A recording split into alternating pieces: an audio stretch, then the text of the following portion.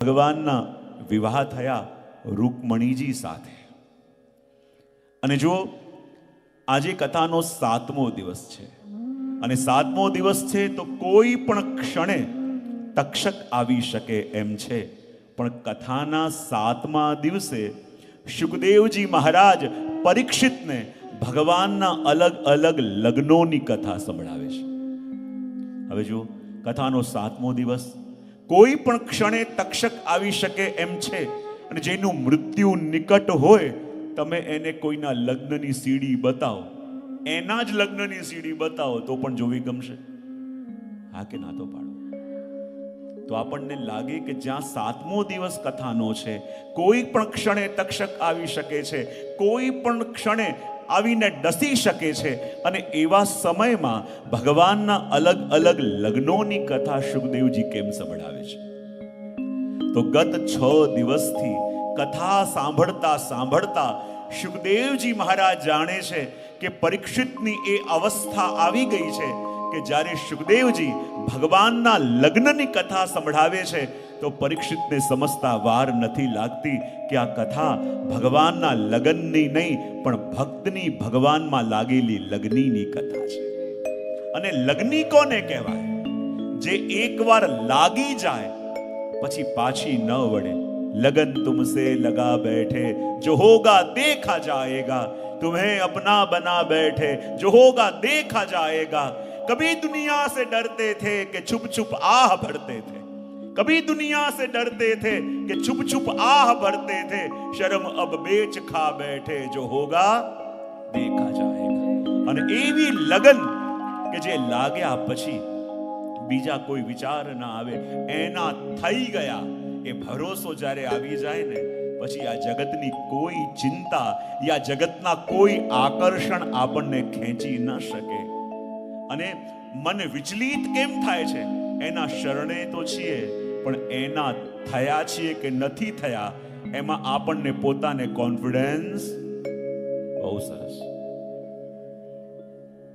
મુખથી બોલીએ છે તો ખરા કે પ્રભુ આપના છીએ આપના છીએ, પણ આપણી વાણી ઉપર આપણને પોતાને ભરોસો નથી. આપણે વારે વારે કહીએ છીએ તો ખરા પ્રભુ હું આપનો છું, આપના શરણે છું, પણ આપણા જ કહેલા શબ્દો ઉપર આપણને ભરોસો કેટલો? યદિ એના થઈ ગયા હોઈએ અને એને આપણને અપનાવી લીધા હોય પછી આ જગતની કોઈ ચિંતા એને પરેશાન કરી શકે? હા કે ના તો પાડો. શેની હા પાડી? પરેશાન ન કરી શકે. બહુ સરસ. તો કોઈ પણ ચિંતા આપણને પરેશાન ન કરી શકે. પણ અહીંયા જ્યારે જીવની લગની ભગવાનથી લગી છે, અને લગન લાગી કોને કહેવાય? જો ઘણીવાર સ્નેહ તો આપણે કરીએ છીએ પણ આપણો પ્રેમ કેવો છે એની અંદર હાઈ ટાઈડ જલ્દી આવી જાય છે. ઘણીવાર તો પ્રેમનો એવો ઉભરો આવે અને ઘણીવાર પાછા ક્યાં નીલ થઈ ગયા ખબર ન પડે. અને કહેવાય ને કે સ્નેહ કોને કહેવાય? કે જેવી રીતે ગંગાજીનું જળ સાગરમાં મળે છે અને સાગરમાં મળ્યા પછી શું ગંગાજીની ગતિ અટકી જાય છે? સતત મળતા રહે છે અને સતત મળતા રહે છે. કોઈ ગંગાજીને કહે કે સાગરમાં કેમ મળો છો? સાગરમાં મળી જશો તો આપનું નામ ગંગા નહીં રહે, સાગરમાં મળી જશો આપનો સ્વાદ મધુર નહીં રહે, ગંગાજીમાં મળી જશો આપનું કોઈ પૂજન નહીં કરે. પણ ગંગાજી કહે છે કે પોતાની જાતને સાગરમાં મળીને સમાપ્ત કરી દેવી એ જ સરિતાનું લક્ષ્ય છે, કે જ્યાં નામ રૂપ બધું બદલાઈ જાય ત્યારે માનવાનું કે એના થયા.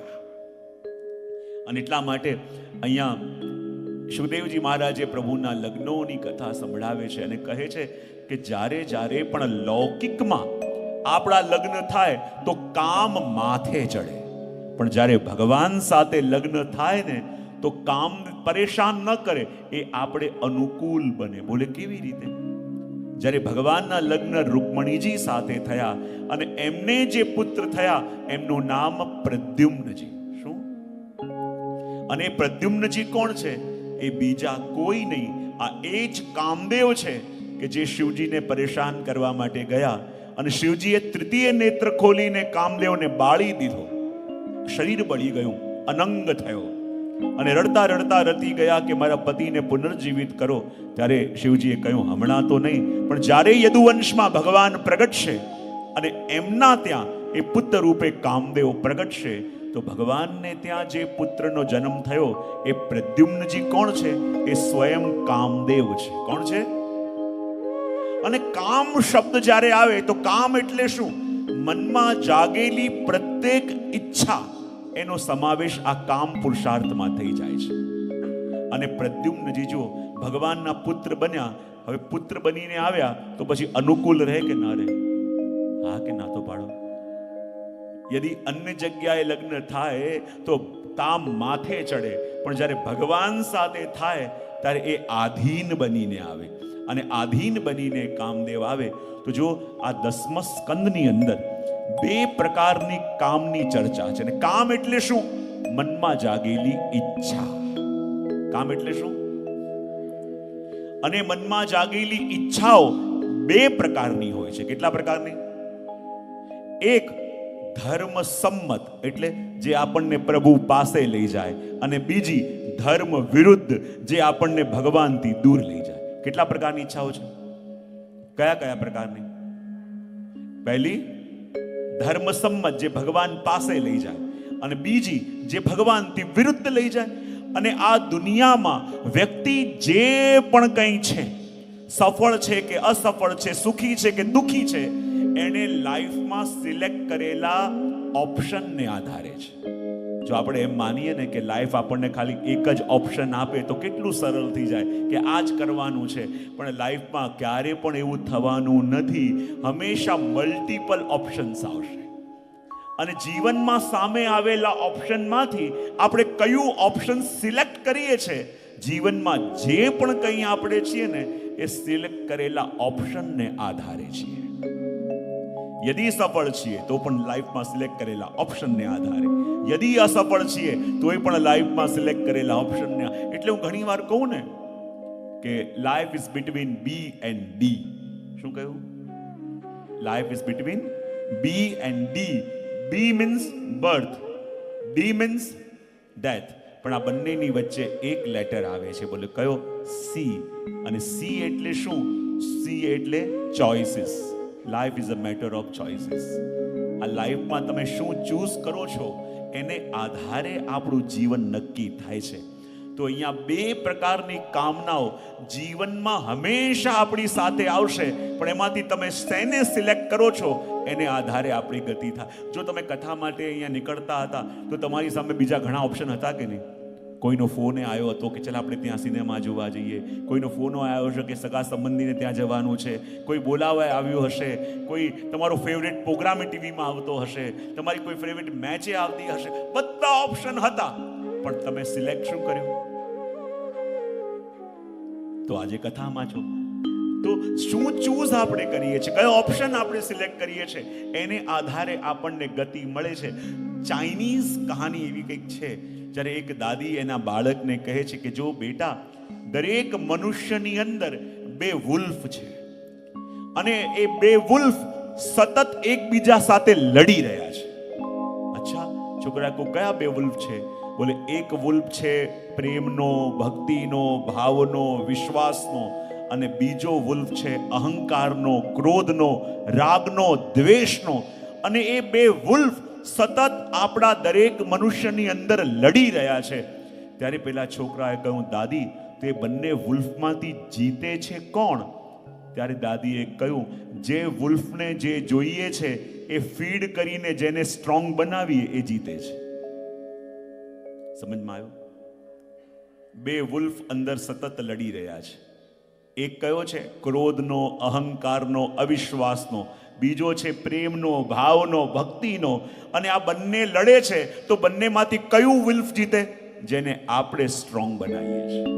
જેને આપણે સ્ટ્રોંગ બનાવીએ એ વુલ્ફ આપણી અંદર જીતે છે. તો અહીંયા જ્યારે ભગવાનના લગ્ન રૂકમણીજી સાથે થયા અને પ્રદ્યુમ્નજીનું પ્રાગટ્ય થયું તો ત્યાં શંબરાસુર છે. અને શંબરાસુર શું છે? એ ધર્મ વિરુદ્ધ કામના. અને એને ખબર પડી જો પ્રભુના પુત્ર પ્રદ્યુમ્નજી મોટા થઈ ગયા તો પછી હું જીવી નહીં શકું, મારે મરવું પડશે. બોલે કેમ? ગમે તેટલી નેગેટિવિટી હોય, ગમે તેટલી ડાર્કનેસ હોય, હજારો વર્ષોથી રહેલો અંધકાર હોય, તમે અંધકારને દૂર કરવા માટે લડતા રહેશો, અંધકાર દૂર નહીં થાય. પણ એક દીવો પ્રગટાવો તો યુગોથી રહેલો અંધકાર દૂર થાય કે ન થાય? તમારા મનમાં ગમે તેટલી નેગેટિવિટી હોય ને, તમે જીવનભર લડો છો કે નેગેટિવ વિચાર ન આવવા જોઈએ, નેગેટિવ થોટ્સ ના આવવા જોઈએ. એ અંધકારથી લડીને ન કોઈ જીત્યું છે, ન કોઈ જીતી શકશે. અંધકારથી લડાઈ નહીં, એક દીવો પ્રગટાવો, એક પ્રભુના સંબંધી વિચાર, એક ભગવત કાર્યનો સંકલ્પ, એક ભગવત કાર્ય મારે કરવું છે એ વિચાર યદિ અંદર પ્રગટે ને, એક દીવો પ્રગટે તો હજારો વર્ષોથી રહેલો અંધકાર એ જ ક્ષણમાં દૂર થઈ જાય છે. અને માટે જ્યારે શંભરાસુર એણે જોયું કે જો આ પ્રદ્યુમ્નજી મોટા થયા તો હું જીવતો નહીં રહી શકું, અને મારે જીવતા રહેવું છે તો મારે પ્રભુના પુત્ર પ્રદ્યુમ્નજીને મારી નાખવા પડશે. અને જ્યારે રૂકમણીજી પહોંચતા હતા અને એમની બાજુમાં પ્રદ્યુમ્નજી હતા, અને એ વખતે શંભરાસુર સ્ત્રીનું રૂપ લઈને આવ્યો અને ચૂપચાપ આવી પ્રભુના પુત્ર પ્રદ્યુમ્નજીને ઉઠાવીને લઈ ગયો અને એમને મારી નાખવા માટે થઈને સાગરમાં નાખી દીધા. અને જ્યારે દરિયામાં નાખ્યા, કહેવાય દરિયાની અંદર એક મોટી માછલી હતી. એણે એ જ વખતે પોતાનું મુખ ખોલ્યું, અને જ્યાં મુખ ખોલ્યું અને પ્રદ્યુમ્નજી એ માછલીના મુખમાં ચાલ્યા ગયા. હવે એક શિકારી હતો, અને શિકારીએ જ્યારે પાણીમાં જાળ નાખી તો એ જાળની અંદર એ જ માછલી ફસાઈ કે જે પ્રદ્યુમ્નજીને ગળી ગઈ હતી.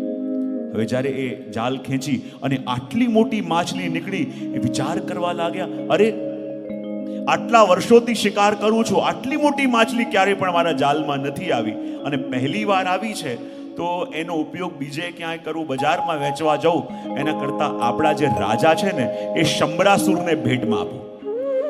અને પાછી એ માછલી કોની પાસે ગઈ? શંભરાસુર પાસે. શંભરાસુરે એ માછલીને પોતાના પાકશાલામાં મોકલી, અને પાકશાલાના મુખ્ય હતા એ વખતે માયાવતી. અને માયાવતી બીજા કોઈ નહીં, કામદેવના ગજનમના પત્ની સ્વયં રતિ હતા.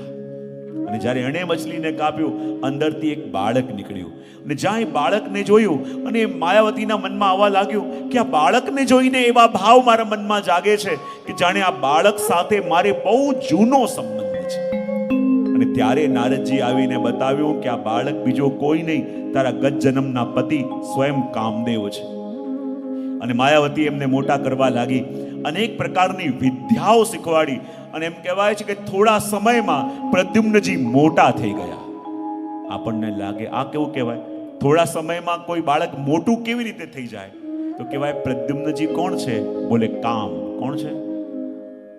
જીવનમાં દરેક વસ્તુને વધતા વાર લાગે, પણ મનમાં જાગેલી ઈચ્છાને મોટું સ્વરૂપ ધારણ કરતા વાર લાગતી. એક મનમાં ઈચ્છા જાગી કે મારે આ જોઈએ છે, ક્યારે નાની ઈચ્છા મોટું સ્વરૂપ ધરી લે આપણે જાણતા નથી. અને જ્યાં મોટા થયા, અને માયાવતીની મદદથી એમણે શંભરાસુરને માર્યો, અને શંભરાસુરને મારી અને એ માયાવતી પ્રદ્યુમ્નજીને લઈને રૂકમણીજી પાસે આવ્યા. અને જ્યારે રૂકમણીજીને આટલા સમય પછી પોતાના બાળકના દર્શન થયા, રૂકમણીજી પણ પ્રસન્ન થયા. અને આગળ પ્રશ્ન પૂછાયો, કૃપા કરીને બતાવો કે અમે એવું સાંભળ્યું છે કે ભગવાનના એક લગ્ન થયા સત્રાજીતની કન્યા સત્યભામાજી સાથે, અને જ્યાં સુધી અમે જાણીએ છીએ કે સત્રાજીત તો પ્રભુનો સગોત્રી છે, અને સગોત્રી લગ્ન કરવા શાસ્ત્રોમાં નિષિદ્ધ છે. તો પછી આ નિષિદ્ધ પ્રકારના લગ્ન ભગવાને કેમ કર્યા? તેનો ઉત્તર આપતા કહે છે, સત્રાજીતસ્વતનયા કૃષ્ણાય કૃત કિલ્વિષ સ્યમંતકેન મણિના સ્વયમુદ્યમ્ય દત્તવા. કહેવાય છે કે સત્રાજીતે સૂર્યની ઉપાસના કરી. કોની? અને સૂર્યદેવે પ્રસન્ન થઈને બે વસ્તુ સત્રાજીતને આપી. એક તો કન્યા રૂપી મણિ સત્યભામાજી એ સૂર્યએ સત્રાજીતને આપ્યા. એનો મતલબ એમ કે આ સત્રાજીતની પોતાની કન્યા નથી, પણ કોના દ્વારા મળેલી હતી? બોલો તો ખરા. સૂર્ય દ્વારા એટલે સગોત્રી બાદ થતું નથી. અને બીજું રત્ન એટલે સૂર્ય દેવતાએ સત્રાજીતને સ્યમંતક મણિ આપ્યું હતું. શું આપ્યું હતું? અને આ મણિ એવું હતું કે જેને ત્યાં આ મણિ હોય અને જે રોજ આ મણિની પૂજા કરે એ રાજ્યમાં ક્યારેય કોઈ ઉત્પાત ન થાય, કોઈ આક્રમણ ન કરે, કોઈ રોગચાળો ન થાય. અને જે આ મણિની પૂજા કરે તો આ મણિ એને રોજ વધારે નહીં, ખાલી 40 મણ સોનું આપતું. કેટલું? 40 મણ સોનું આપે. હવે જ્યારે સૂર્ય સત્રાજીતની ઉપેક્ષા કરી, સત્રાજીત મણિ લઈને આવ્યા દ્વારિકા. ભગવાનને વાત કરી. ભગવાન કે ચિંતા ન કરો, તમે દ્વારિકામાં વાસ કરો, હું બધા દ્વારિકાના લોકો સાથે તમારો પરિચય કરાવી દઈશ. અને એમ વિચાર કરી સત્રાજીતને લઈને જ્યારે ભગવાન દ્વારિકાની સભામાં આવ્યા, એ વખતે સત્રાજીતે પેલો મણિ પહેરેલો હતો. અને જે આ મણિ ધારણ કરે એનું તેજ સૂર્ય જેવું થઈ જાય. અને જ્યારે સત્રાજીતને લઈને ભગવાન આવ્યા, બધા દ્વારિકા વાસીઓને લાગ્યું કે ભગવાન આજે સૂર્યનારાયણને લઈને આવ્યા છે. બધા ઊભા થઈ ગયા અને સૂર્યનારાયણની સ્તુતિ કરવા લાગ્યા. ત્યારે ભગવાને કહ્યું, અરે આ સૂર્યનારાયણ નહીં, આ તો સત્રાજીત છે. બધા કે ઓ સત્રાજીત છે. બધા બેસી ગયા. સત્રાજીતને લાગ્યું આ ભગવાને ઓળખાણ આપવામાં ખોટી ઉતાવળ કરી. આટલી સરસ લોકો સ્તુતિ કરતા હતા અને બધા પાછા બેસી ગયા. અને ભગવાન સત્રાજીતને કહે છે કે જો સત્રાજીત, આ તારી પાસે જે મણિ છે ને, એ મણિમાં ઘણા બધાની દૃષ્ટિ છે. હજી હું તને કહું છું, આ મણિ તારી પાસે રહેશે તો તને ખતરો રહી શકે. માટે કહું છું કે મણિ ઉગ્રસેનના રાજકોષમાં જમા કરી દે. ચાહે તો રોજ પૂજન કરી લેજે અને જે સોનું આવે તું રાખી લેજે, પણ મણિ તારી પાસે રહેશે તો ખતરો થાય એમ છે. સત્રાજીતને લાગે બીજું કોઈ નહીં, પણ આ દ્વારિકાધીશ વારે વારે આ મણિ મણિ મણિની વાત કેમ કરે છે? શું એનું મન તો આમાં નહીં હોય? થોડા દિવસ વ્યતીત થયા. સત્રાજીત કે પ્રભુ આપ ચિંતા ન કરો, મણિને સાચવતા મને આવડે છે. અને એકવાર સત્રાજીતનો ભાઈ પ્રસેન, એની ઈચ્છા હતી કે હું શિકાર કરવા માટે વનમાં જાઉં. અને જ્યારે શિકાર કરવા માટે વનમાં ગયો અને એ મણિને પહેરીને ગયો. બોલે કેમ? એ મણિ કેવું હતું કે જે પહેરે તો રાત્રિના સમયમાં પણ દિવસ જેવો પ્રકાશ આપે, અને રાતે પણ દિવસ જેવો પ્રકાશ હોય તો ઇઝીલી શિકાર કરી શકે. એમ વિચાર કરી એ મણિ પહેરીને શિકાર કરવા માટે ગયો. પણ આ મણિ દૈવી મણિ હતો, અને દૈવી મણિ પહેરીને શિકાર કરવા ગયો, યાની દેવીનો અપરાધ થયો. અને સામેથી એક સિંહ આવ્યો અને સિંહે પ્રસેનને મારી દીધો. મણિ પોતે મુખમાં લઈ જવા લાગ્યો અને જ્યાં સિંહ જતો હતો સામેથી એક રીંછ આવ્યો. અને રીંછ બીજું કોઈ નહીં, એ રામાવતારના જાંબાનજી હતા. અને રીંછે સિંહને મારી દીધો અને મણિ લઈને પોતાની ગુફામાં ચાલ્યા ગયા. અને અહીંયા સવાર પડી અને સત્રાજીત નિત્યના નિયમ પ્રમાણે દેવ સદનમાં મણિનું પૂજન કરવા માટે આવ્યા. અને જ્યાં મણિનું પૂજન કરવા માટે આવ્યા, શું જોયું કે દેવ સદનમાં બધી વસ્તુઓ જ્યાં હતી ત્યાંની ત્યાં છે, પણ ખાલી મણિ ગાયબ છે. અને જ્યાં મણિ નથી મળતો, ચારોર ગોતવાનો પ્રયત્ન કર્યો, ક્યાંય ના મળ્યો. અને ત્યારે એણે પોતાની પત્નીને બોલાવી અને કહું, જુઓ આ મણિ હું ગોતું છું, ક્યાંય મળતું નથી. અને મને એવો સંશય છે કે હો ન હો આ મણિ કદાચ દ્વારિકાધીશે ચોરી કરેલો હોઈ શકે, પણ જો કોઈને કહેતી નહીં. અને કોઈ પણ સ્ત્રીને ખાલી આટલું કહી દો કે કોઈને કહેવાનું નથી. એને કહ્યું હું કોઈને કહેતી હોઈશ, અને સીધી ગઈ પોતાની સખીને ત્યાં અને જઈને કહે કે અમારો મણિ ચોરાયો છે અને અમને સંશય છે કે એની ચોરી દ્વારિકાધીશે કરેલી હોવી જોઈએ, પણ જોજે કોઈને કહેતી. એને કહ્યું હું કોઈને કહેતી હોઈશ. એ ગઈ એની બેનપણીને ત્યાં અને જઈને કહે કે આ મણિ ચોરાયો છે, અમને બધાને સંશય છે કે દ્વારિકાધીશે ચોરી કરેલી હોવી જોઈએ, પણ જોજે કોઈને કહેતી. અને કોઈને કહેતી નહીં, કોઈને કહેતી નહીં કરતા કરતા 1 કલાકમાં આખા રાજ્યમાં વાત ફેલાઈ ગઈ. વાત શરૂ થઈ હતી કે હોઈ શકે દ્વારિકાધીશે ચોરી કરેલી હોવી જોઈએ, પણ વાત વધતી વધતી પહોંચી ગઈ કે દ્વારિકાધીશે જ ચોરી કરી છે. અને જ્યાં લોકોમાં વાત આ ફેલાઈ અને જે લોકો પહેલા પ્રભુના ગુણગાન ગાતા થાકતા નહોતા, હવે એ જ લોકો પ્રભુની નિંદા કરવા લાગ્યા. અરે હા, એ તો છે જ પહેલેથી ચોર અને એને ચોરી કરી હશે. અને જ્યાં બધા લોકો પ્રભુની નિંદા કરવા લાગ્યા ને, પ્રભુ કહે જો આને કહેવાય દુનિયા. આ દુનિયા જ્યારે પ્રશંસા કરે ત્યારે બહુ ફૂલાવા જેવું નથી, કારણ કે આ દુનિયાનો સ્વભાવ શું છે? ચહેરો દેખાય ત્યારે પ્રશંસા, અને પીઠ દેખાય ત્યારે બધાને ખબર છે. જો માટે આ દુનિયા યદી પ્રશંસા કરે તો બહુ સ્પર્શ નહીં કરવા દેવાનો. જો લોકોની કરેલી પ્રશંસા આપણને મીઠી લાગવા લાગીને તો કાલે એ નિંદા કરશે ને, એ નિંદા બહુ કડવી લાગશે. કારણ કે આ દુનિયાનો સ્વભાવ શું છે? દુનિયાનો સ્વભાવ શું છે? આ યદી તમે એમ વિચાર કરો કે હું દુનિયાને રાજી કરી લઈશ અને દુનિયામાં બધાને પ્રસન્ન કરી લઈશ, એ જે વિચારતું હોય ને એ ડિપ્રેસ જ થવાનું છે. શું કહ્યું મેં? જેને એમ ભ્રમ થઈ ગયો હોય ને કે દુનિયામાં બધાને રાજી કરી લેશે, આ દુનિયા કોઈનાથી રાજી થઈ નથી અને થવાની પણ બધાને ખબર છે. કારણ કે દુનિયાનો સ્વભાવ શું છે? તમે જે કરો ને એનાથી એને પ્રોબ્લેમ છે. દુનિયાનો સ્વભાવ શું છે? તમે જે કરો એનાથી એને પ્રોબ્લેમ છે. રોજ મળવા જાઓ, એને કોઈ કામ વામ નથી, રોજ મળવા આવી જાય છે. મળવા ન જાઓ, હવે તો મોટો માણસ થયો, મળવા ક્યાંથી આવે? બહુ બોલો, કેટલું બોલ બોલ કરે, બોલો નહીં, હવે તો બોલતા નથી. હસો, કેમ હસસ કરે છે? હસો નહીં, હસતાય નથી. જે કરો એની સાથે એને પ્રોબ્લેમ છે. તો જો તમે એ બ્રહ્મા હો કે તમે દુનિયામાં બધાને રાજી કરી લેશો તો ડિપ્રેસ થવા સિવાય બીજું કાંઈ થવાનું નથી. દુનિયામાં બધાથી કોઈ રાજી થયું નથી અને કોઈ થવાનું નથી. જે કરીએ છીએ એને પ્રોબ્લેમ. હું ઘણી વાર કહું ને, ગોકુલનાથજી હાસ્ય વચનાવતમાં કહે છે, હું ઘણી વાર કહેતો હોઉં કે જ્યારે વ્યક્તિ ચાલતો ચાલતો જતો હતો, એને નિંદર આવી ગઈ અને સૂઈ ગયો ઉત્તર તરફ પગ કરીને. ત્યાં બે લોકો આવ્યા અને કહે, અરે મૂર્ખા, શું કરે છે? ઉત્તર દિશા તરફ પગ કરીને શું આવે? બોલે કેમ? ત્યાં તો બદ્રીનાથ છે. એને લાગ્યું અરે ભૂલ થઈ ગઈ મારાથી, દક્ષિણ તરફ પગ કરીને સૂઈ ગયો. ત્યાં બીજા બે લોકો આવ્યા અને કે અરે મૂર્ખા, શું કરે છે? દક્ષિણ તરફ પગ કરીને શું આવે? ત્યાં તો રંગનાથ છે. એને લાગ્યું અરે ભૂલ થઈ ગઈ, પૂર્વ તરફ પગ કરીને સૂયો. ત્યાં બીજા બે લોકો આવ્યા, આવીને કે અરે મૂર્ખા, અક્કલ છે તારામાં? પૂર્વ તરફ પગ કરીને શું આવે? ત્યાં તો જગન્નાથ છે. એટલે ગલતી થઈ ગઈ, પશ્ચિમ તરફ કરીને સૂયો. ત્યાં બીજા બે આયા, અરે આ શું કરે છે? પશ્ચિમમાં પગ કરાય, ત્યાં તો દ્વારિકાધીશ. હવે શીર્ષાસન કરીને સૂઈ ગયો. શીર્ષાસન કરીને સૂઈ ગયો. ત્યાં બીજા બે લોકો આવ્યા અને આવીને કહે, જુઓ તો ખરા કેવો મૂર્ખો છે, આ બધી દિશાઓ ખાલી છે ને ઉપર પગ કરીને સૂયો છે.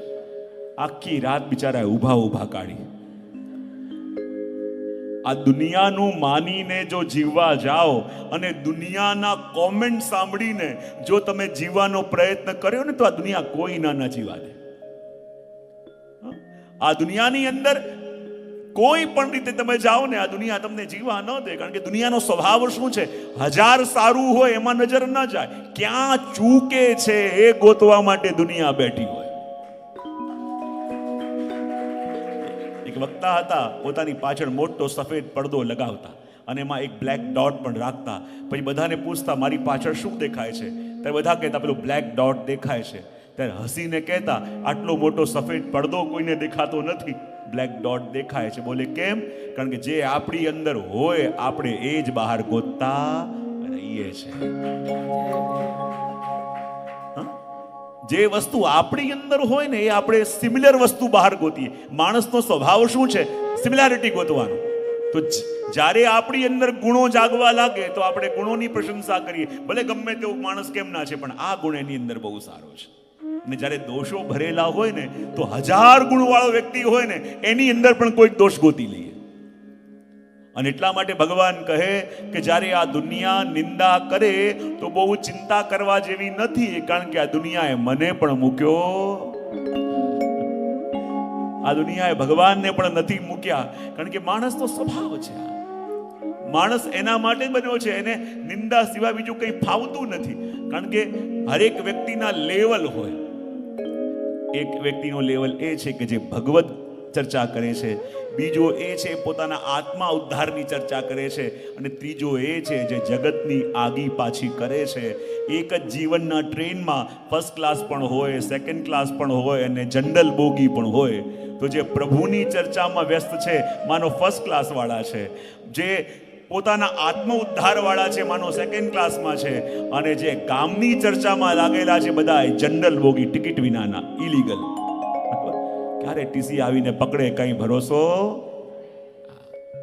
અને એટલા માટે જ્યારે ભગવાનને પણ લાગ્યું કે હવે ગામના લોકો ચર્ચા કરવા લાગ્યા છે, ગામના લોકો હવે નિંદા કરવા લાગ્યા છે, તો માટે કંઈક ઉદ્યમ કરવું પડશે. અને કંઈક ઉદ્યમ કરવાનો જ્યારે વિચાર ભગવાને કર્યો, અને ભગવાન યાદવોને લઈને અને વનમાં વિચરણ કરવા માટે ગયા. અને જ્યારે વનમાં ગયા અને શું જોયું, ત્યાં પ્રસેન મરેલો પડ્યો હતો, પણ એની પાસે મણી નહોતો. અને જ્યારે શું જોયું, આગળ એક સિંહના ચાલવાના નિશાન હતા, અને સિંહના ચાલવાના પગલે પગલે જ્યારે ભગવાન આગળ ગયા તો શું જોયું, ત્યાં સિંહ પણ મરેલો પડ્યો હતો, પણ એની પાસે પણ મણી નહોતું. આગળ એક રીંછના ચાલવાના નિશાન હતા, અને રીંછના ચાલવાના નિશાનને આધારે આધારે જ્યારે ભગવાન આગળ ગયા, અને રીંછના પગલા એક ગુફાની અંદર જતા હતા. અને ભગવાન પણ જ્યારે યાદવોને કહ્યું તમે બહાર ઉભા રહો, અને પોતે અંદર ગયા, શું જોયું, એક કન્યા એ મણી લઈને રમી રહી છે.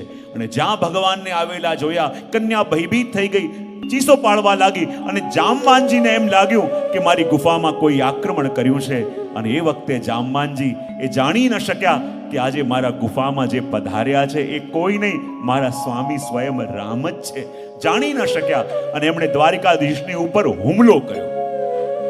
અને કહેવાય 40 દિવસ સુધી ભગવાન દ્વારિકાધીશ અને જામવાનજી વચ્ચે ભયંકર યુદ્ધ થયું. અને જ્યાં 40મા દિવસે ભગવાને એક મુષ્ટિકાનો પ્રહાર કર્યો, અને જામવાનજીને દ્વારિકાધીશમાં ભગવાન રામના દર્શન થયા. અને જ્યારે રામના દર્શન થયા, અને જામવાનજીની આંખોમાંથી દળદળ આંસુ વહે છે કે હે પ્રભુ, સ્વયં મારા સ્વામી મારા આંગણે આવ્યા, હું જાણી કેમ ન શક્યો. પ્રભુ, અમે તો જીવ છીએ, આપને ઓળખી ન શકીએ, પણ પ્રભુ આટલો મોટો અપરાધ આપે અમને કેમ કરવા દીધો? સ્વયં મારા સ્વામી આવ્યા, જેની સેવા મારે કરવી જોઈએ, એના ઉપર મેં હાથ ઉપાડ્યો. પ્રભુ, આટલો મોટો અપરાધ મને કેમ કરવા દીધો? ને ત્યારે પ્રભુ બોલ્યા, જામવાનજી, તમને યાદ છે જ્યારે રામાવતારની અંદર હું રાવણ સાથે યુદ્ધ કરતો હતો, અને તમે દૂર ઊભા ઊભા જોતા હતા, અને રાવણની સાથે યુદ્ધ કરતા મને જોઈને શું તમારા મનમાં એ વિચાર નતો આવ્યો કે પ્રભુ, આ દેહથી તો આપની સેવા બહુ કરી, પણ જેવી રીતે આપ રાવણ સાથે યુદ્ધ કરી રહ્યા છો, ક્યારેક આપની સાથે પણ આમ બે હાથ કરવાનો અવસર મળે, કેવો આનંદ આવે? શું એ વિચાર આપના મનમાં નતો આવ્યો? અને જામવાનજી પ્રભુના ચરણોમાં પડી ગયા. પ્રભુ, અમે તો એવા ગાંડા ગેલા ભક્ત છીએ કે મનમાં કોઈ ને કોઈ મનોરથ કર્યા કરીએ, અને મનોરથ કરીને ભૂલી પણ જઈએ, પણ મારા પ્રભુનો સ્વભાવ કેવો કે એમના ભક્તોના મનમાં આવેલા કોઈ મનોરથને પ્રભુ ભૂલતા નથી, અને સમય આવે મનોરથને એવી જ રીતે પૂર્ણ કરાવે છે. જાણે અજાણે કેટલા વર્ષો પહેલા આપણે મનોરથ કર્યા હશે કે આપણા દ્વારા કંઈક એવું થાય, એવું કંઈક થાય, અને મનોરથ કરીને ભૂલી પણ ગયા હોઈએ, પણ આપણા મનમાં જાગેલા એ મનોરથને આપણા પ્રભુ ભૂલી શકતા નથી. અને સમય આવે એ મનોરથને પ્રભુ એ જ રીતે પૂર્ણ કરે. હું ઘણી વાર કહું ને, આપણા પ્રભુનો સ્વભાવ પણ પેલી માં જેવો છે. જ્યારે એક સાધારણ ગરીબ માં એના બાળકને લઈને ક્યાંક બજારમાંથી જઈ રહી છે, અને બાળકની દૃષ્ટિ કોઈ રમકડા ઉપર પડી, અને બાળક રડવા લાગ્યું, માં મારે આ રમકડું જોઈએ છે, માં મારે રમકડું જોઈએ છે. ને જ્યારે માએ એની કિંમત જોઈ, એ કિંમત એટલી વધારે હતી કે એ બાળક માટે ક્યારે લઈ ન શકે. બાળક રડતું રહ્યું, કગડતું રહ્યું, પણ માં જેમ તેમ કરીને સમજાવીને એને ઘરે લઈ આવી. અને જ્યાં ઘરે આવી ગયા, બાળક તો ભૂલી ગયું કે આજે શેના માટે એને જીદ કરી, પણ માં ભૂલી ન શકી કે મારા દીકરાએ પહેલી વાર મારી પાસે કંઈક માંગ્યું, પણ હું પણ કેવી અભાગી માં, મારા બાળકને એ અપાવી પણ ન શકી. ભૂખી રહેતી, તરસી રહેતી, એક પૈસા જોડતી, પોતાના માટે કંઈ ન લીધું. અને જ્યારે 1 વર્ષ પછી એના બાળકનો જન્મદિવસ આવ્યો, એટલા પૈસા ભેગા થયા, ભાગતી ભાગતી માં ગઈ, અને જઈને એ જ રમકડું ખરીદીને જ્યારે પેક કરીને બાળકને ગિફ્ટ આપ્યું. બાળક વિચાર કરે, મારી માં શું લઈને આવી હશે? પણ જ્યારે પેકિંગ ખોલ્યું અને અંદર એ જ વસ્તુ દેખાઈ કે જેના માટે એણે ક્યારેક કજિયો કર્યો હતો ને ત્યારે એ બાળકના આંખમાં આંસુ આવી ગયા કે મારા માનો સ્વભાવ કેવો. બાળક તો ઈચ્છા કરે અને ઈચ્છા કરીને ભૂલી પણ જાય, પણ મારી માનો સ્વભાવ એવો કે એના બાળકના માનમાં જાગેલી કોઈ ઈચ્છાને માં ભૂલતી નથી અને સમય આવે એને એ જ રીતે પૂર્ણ પણ કરે છે. જ્યારે પ્રસંગોને મને પ્રસંગ બહુ ગમે છે પેલા ડોક્ટર માર્કનો, કે બહુ મોટા ડોક્ટર યુએસએમાં થયા કે જેણે કેન્સર ઉપર બહુ મોટું રિસર્ચ કર્યું અને 25-30 વર્ષ રિસર્ચ એણે કર્યું અને એકવાર ગવર્મેન્ટનો લેટર એને મળ્યો અને કહું કે તમે જે રિસર્ચ કર્યું એ મનુષ્યના માટે બહુ ઉપકારક છે, માટે યુએસ ગવર્મેન્ટે વિચાર કર્યો છે કે આ દિવસે આ સ્ટેટમાં તમને પ્રેસિડેન્ટના હાથથી એવોર્ડ મળવામાં આવશે. અને આ સાંભળીને પેલા ડોક્ટર માર્ક બહુ પ્રસન્ન થઈ ગયા કે મારા આટલા વર્ષોની મહેનત, મારા આટલા વર્ષો મેં રિસર્ચ કર્યું, ચલો ગવર્મેન્ટે રેકગ્નાઇઝ કર્યું અને મારા માટે જીવનનો સૌથી મોટો દિવસ છે કે યુએસ પ્રેસિડેન્ટના હાથથી મને એવોર્ડ મળવાનો છે. અને જે દિવસે એની એવોર્ડ સેરેમની હતી એ ફ્લાઇટ લઈને ત્યાં જવા માટે નીકળ્યા અને જ્યાં અડધો કલાક ફ્લાઇટ ચાલી હશે ત્યાં જ એનાઉન્સમેન્ટ થયું કે ફ્લાઇટમાં કોઈ ટેકનિકલ પ્રોબ્લેમ થઈ છે અને એને ઇમરજન્સી લેન્ડ કરવામાં આવશે. અને જ્યાં ફ્લાઇટને ઇમરજન્સી લેન્ડ કરવામાં આવી અને ડોક્ટરને થવા લાગ્યું, અરે આજના દિવસે જ આવું થવાની જરૂર શું હતી? અરે આજે તો મારા માટે જીવનનો કેટલો મોટો દિવસ છે. આજે મારા આટલા વર્ષોની મહેનત, મારા આટલા વર્ષોની તપસ્યાનું ફળ મળવાનું છે. પ્રભુએ આજના દિવસે આવું કેમ કર્યું? વારે વારે પૂછે છે કે કેટલી વાર લાગશે, કેટલી વાર લાગશે? અને એરલાઇન્સનો સ્ટાફ કહે છે કે આમાં કોઈ ટેકનિકલ ઇસ્યુ છે, જ્યાં સુધી અમારા એન્જિનિયર શ્યોર ન હોય ત્યાં સુધી આ પ્લેન ઉડાઈ ન શકીએ. એ કે કેટલો ટાઈમ લાગશે? એ કે કંઈ કહી ન શકાય. અને જ્યાં અડધો 1 કલાક વીત્યો, ડોક્ટરને લાગ્યું મારે તો સાંજે ત્યાં પહોંચવું છે અને આમ ને આમ ચાલશે તો હું કેવી રીતે પહોંચીશ? અને પ્રભુએ આજના દિવસે આવું કેમ કર્યું? અને ડોક્ટરને હંમેશા એવું લાગતું હતું કે લોકો જ્યારે ભગવાનને પુકારે છે તો ભગવાન પાસે તો આપણા જેવા કરોડો છે, પણ આપણી પાસે તો ભગવાન એક છે. તો કરોડો લોકો જ્યારે ભગવાનને પુકારતા હોય તો શું ભગવાન પાસે એટલો ટાઈમ હશે કે સાંભળેલા કોઈ કરોડો લોકોને સાંભળી શકે? એ પ્રશ્ન એના મનમાં રહેતો અને લાગતું કે ભગવાનને પણ હું કેવી રીતે કહું, કારણ કે ભગવાન પાસે તો મારા જેવા કરોડો હશે, કરોડો લોકો કહેતા હશે, ભગવાન પાસે થોડી ટાઈમ હોય. પણ આજે જ આવું કેમ થયું? જ્યારે વારે વારે એરપોર્ટ સ્ટાફને કહેવા જાય ત્યારે એરપોર્ટ સ્ટાફે કહું, જો હવે આમાં કેટલી વાર લાગે કહી ન શકાય, પણ એક ઓપ્શન તમને હું આપું છું. યદી ફ્લાઇટની રાહ જોશો અને આમાં જો યદી જે ઇસ્યુ થયો છે ક્લિયર નહીં થયો તો આ કેન્સલ પણ કરવી પડે, પણ તમારે આટલે મહત્વનું કામ છે ને ત્યાં પહોંચવું છે તો બીજો ઓપ્શન એ છે, તમે એવું કરો, એરપોર્ટમાંથી જ કાર હાયર કરીને તમે ડ્રાઈવ કરીને જશો તો તમે 2.5-3 કલાકમાં ત્યાં પહોંચી જશો અને આજનો પ્રસંગ એટેન્ડ કરી શકશો. અને આ વિચાર ડોક્ટરને પણ બરાબર લાગ્યો કે હું ડ્રાઈવ કરીને જઈશ તો 2.5 કલાકમાં પહોંચી જઈશ. એણે એરપોર્ટથી કાર હાયર કરી અને જ્યાં ડ્રાઈવ કરીને આગળ જાય ત્યાં જ આખો વાતાવરણ બદલાયું. આકાશમાં કાળા કાળા વાદળો, વીજળી ચમકવા લાગી અને દિવસના ટાઈમમાં પણ એટલું અંધારું કે આગળ 2 ફીટ જોઈ ન શકાય અને એવો ધોધમાર વરસાદ. અને ડોક્ટરને લાગે કે આજના દિવસે જ આ શું થઈ રહ્યું છે? આજે મારા માટે આટલો મોટો દિવસ અને ભગવાને આજના દિવસે મારી સાથે આવું કેમ કર્યું? અને વિચાર કરતો કરતો જ્યાં ડ્રાઈવ કરે છે અને ભૂલથી એનાથી ખોટો ટર્ન લેવાઈ ગયો અને જ્યાં ખોટો ટર્ન લેવાઈ ગયો અને ગાડી કાચા રસ્તા પર જવા લાગી. અને જ્યાં કાચા રસ્તા પર જવા લાગી અને ડોક્ટરને ખાતરી થઈ ગઈ કે હવે હું રસ્તો ભટકી ગયો છું, હવે હું ક્યારે પહોંચી નહીં શકું, પણ કંઈ દેખાતું નથી. અને કાચા રસ્તામાં ગાડી જતા જતા એક ઝાડ સાથે અથડાઈ અને જ્યાં ઝાડ સાથે અથડાઈ અને ડોક્ટરને લાગ્યું કે આજના દિવસે જ મારી સાથે આવું કેમ થઈ રહ્યું છે? આસપાસ ક્યાંક કોઈક ફોન હોય તો હું હેલ્પ માંગુ. ફોન કરીને ગાડીમાંથી ઉતર્યો. વરસાદ વરસી રહ્યો છે. એક નાનકડું ઝૂંપડી જેવું ઘર છે. એ ઘરમાં જઈને એણે દ્વાર ખખડાવ્યું. અંદર એક વૃદ્ધ માજી રહેતા હતા. એણે કહ્યું, બેટા શું થયું? એ કે માં, મારી કારનું એક્સિડન્ટ થઈ ગયું છે, તમારી પાસે ફોન હોય તો હું ફોન કરીને હેલ્પ માંગી લઉં. ત્યારે એ કહે કે મારું તો નાનકડા ઘરમાં રહું છું, મારા ઘરમાં તો લાઈટ પણ નથી, તો પછી ફોન ક્યાંથી હોય? પણ બેટા, તને જોઈને એવું લાગે છે કે તું બહુ ચિંતામાં છે અને પલળી ગયો છે, તારું શરીર કાંપી રહ્યું છે, તું ધ્રુજી રહ્યો છે. હું તને એટલું જ કહું બેટા, બીજું કાંઈ નહીં કહું. તું અંદર આવીને થોડી ચાય તો પી લે, જેથી તને થોડુંક શક્તિ મળે. ડોક્ટરને પણ લાગ્યું વાત બરાબર છે, એટલી ચિંતા છે, એટલું સ્ટ્રેસ છે, અંદર બેસીને 2 મિનિટ ચા